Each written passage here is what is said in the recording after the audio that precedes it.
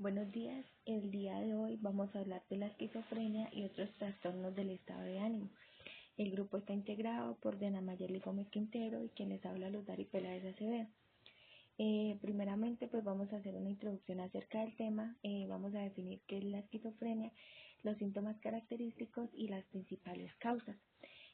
Para esto pues nos vamos a apoyar en el artículo Trastorno psiquiátrico esquizofrenia realizado en el año 2019 por Daniela Robles, Catherine Díaz y Jorge Chávez.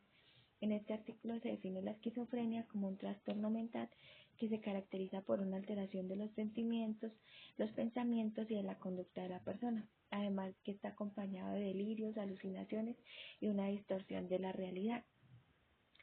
Es importante mencionar que este trastorno se presenta generalmente en la etapa de la adolescencia y la adultez entre los 15 y los 35 años.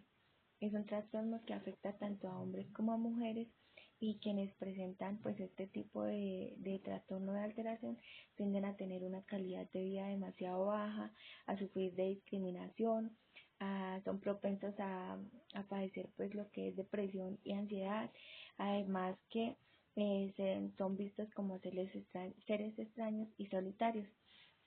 Entre los principales síntomas de este trastorno encontramos que hay unos síntomas que pueden ser positivos y unos síntomas negativos. Hablamos de síntomas positivos cuando hacemos referencia a los delirios y a las alucinaciones, y síntomas negativos cuando hacemos referencia a la desorganización de la conducta y el lenguaje de la persona. Entre los principales síntomas encontramos alteración de la conducta, desorganización del pensamiento, que hace referencia a la incapacidad que tiene la persona para ordenar las ideas y darlas a comprender y darlas a conocer de manera que los demás puedan comprenderlas. Las alucinaciones, que pueden ser auditivas, visuales, táctiles o gustativas. El aislamiento hace referencia a la pérdida del interés de la persona por establecer relaciones con otros seres humanos. La apatía y el delirio, que es una característica muy importante de este trastorno. Existen diferentes tipos de delirio, pero pues acá vamos a hacer énfasis en tres.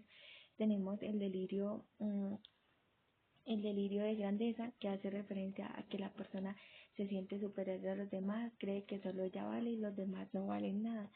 El delirio de persecución, la persona siente que la están persiguiendo, que en todo momento están detrás de ella. Y el delirio de prejuicio, que hace referencia a que la persona siente que la están juzgando y a que todos están en contra de ella. En este sentido, es importante mencionar también que entre las principales causas encontramos factores genéticos que hacen referencia a la parte de la estructura y el funcionamiento cerebral. Es importante mencionar que las personas con este tipo de trastorno tienen unas características especiales en cuanto al funcionamiento del cerebro. Son personas que tienen una disminución de la sustancia gris, que presentan una mayor actividad en ciertas áreas del cerebro, que los ventrículos cerebrales son más grandes y que presentan unas interacciones químicas a nivel de la dopamina que pues están muy asociadas con la esquizofrenia. Tenemos otros factores genéticos que hacen referencia a la parte de familiar, es decir, personas que tienen familiares que padecen de esquizofrenia son más propensos a desarrollar esquizofrenia. Algunos trastornos prenatales, en este artículo se menciona que las mujeres cuando se encuentran en la etapa de la gestación, que son expuestas al virus de la influenza, a una desnutrición severa, generalmente el feto pues tiende a tener un deterioro a nivel del desarrollo neurológico que le predispone al desarrollo de esquizofrenia. Algunos factores sociales como la desigualdad social, como la pobreza, también predisponen. La drogodependencia, el consumo de sustancias psicoactivas, el consumo de alcohol, de tabaco, de nicotina, entre otros. La exposición a situaciones de estrés constantemente y las dificultades de las relaciones familiares. Acá es importante mencionar también algunos datos epidemiológicos. Según la Organización Mundial de la Salud, aproximadamente 21 millones de personas a nivel mundial pueden desarrollar este trastorno. Es un trastorno que está en mayor proporción presente en los hombres en relación con las mujeres. Afecta mayormente a los adultos y a las personas de raza negra.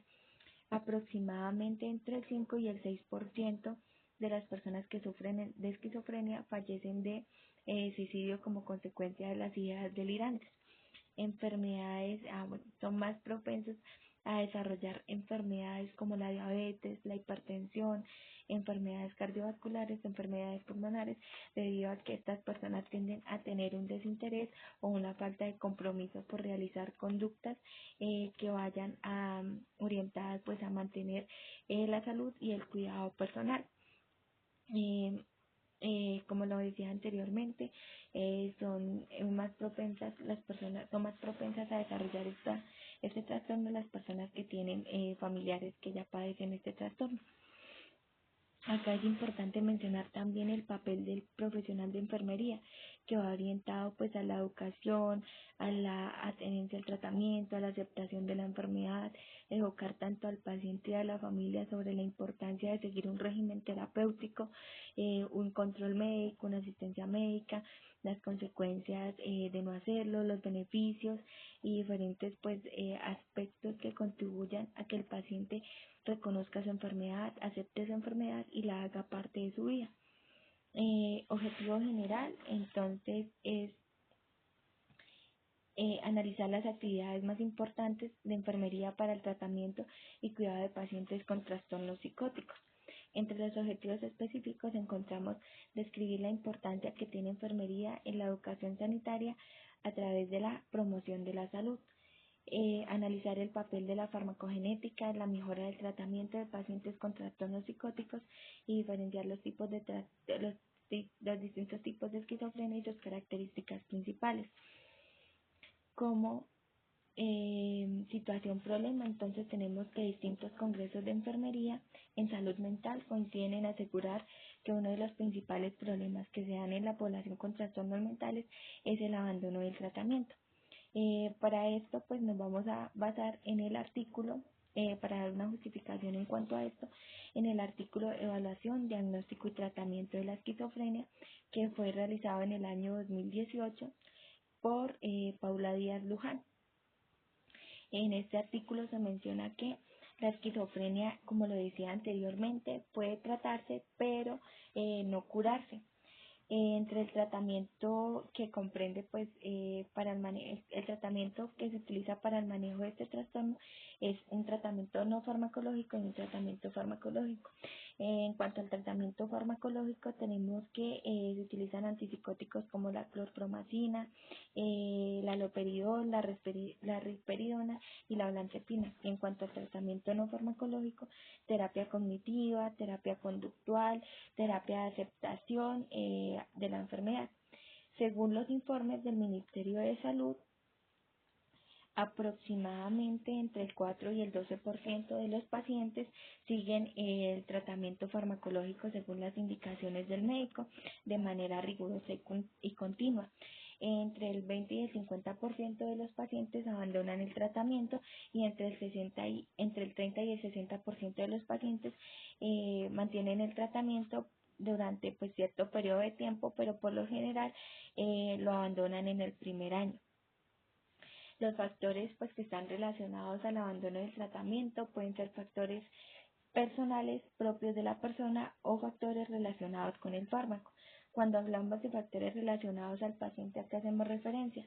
A la negación en cuanto a la enfermedad, a la edad, el analfabetismo o la falta de conocimiento, la desconfianza en cuanto al tratamiento y en cuanto al profesional que está atendiendo al paciente, las creencias y la mejora de la patología.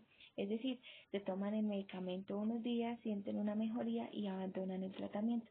Y en cuanto a los factores relacionados con el fármaco, tenemos pues que la presencia de efectos adversos, algunos medicamentos pues tienden a tener un mal sabor o a generar algún tipo de complicación o algo así, entonces los pacientes deciden abandonarlo o la actividad pues que de pronto el efecto del medicamento es es muy lento. Entonces las personas sienten que de pronto el medicamento no les está haciendo efecto porque no está actuando de manera rápida y por eso deciden suspenderlo.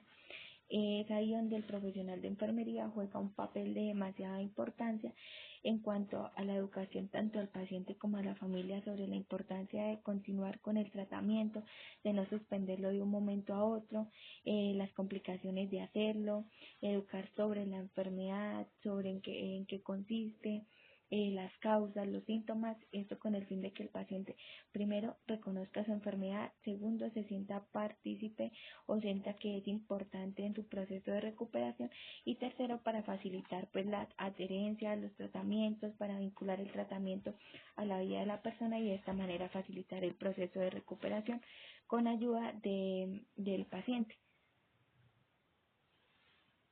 En cuanto a la metodología, en cuanto a la metodología y los materiales y los métodos, entonces el trabajo pues consiste en realizar una revisión bibliográfica de diferentes artículos en diferentes bases de datos como Cicielo, Elsevier, PubMed, Quiden, entre otros. Esto con el fin de obtener información, organizarla, realizar pues comparaciones en cuanto a datos estadísticos, en cuanto a la información y de esta manera sacar un análisis propio sobre este trastorno de la esquizofrenia y la importancia del profesional de enfermería acerca pues de adquirir conocimiento en cuanto a este trastorno para de esta manera brindar la educación adecuada y correspondiente pues al paciente.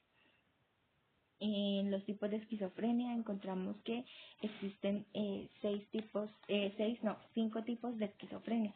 Tenemos la esquizofrenia paranoide, que presenta un delirio de persecución o grandeza, como lo mencionaba anteriormente. Entonces siente que los están vigilando, que están detrás de ellos, o por el contrario, sienten que son superiores a los demás. Alucinación y comportamiento violento, tienden a tener actitudes de agresividad tanto a ellos mismos como para las demás personas. Catatónica, entonces hace referencia a la inmovilidad motora, al negativismo, el movimiento involuntario, muecas exageradas. Estas personas tienden a tener conductas y comportamientos extraños, anormales, adoptan conductas o posturas que no son pues adecuadas y movimientos y muecas exageradas. La esquizofrenia de tipo desorganizada, entonces hay una conducta desinhibida, una falta de higiene y autocuidado personal.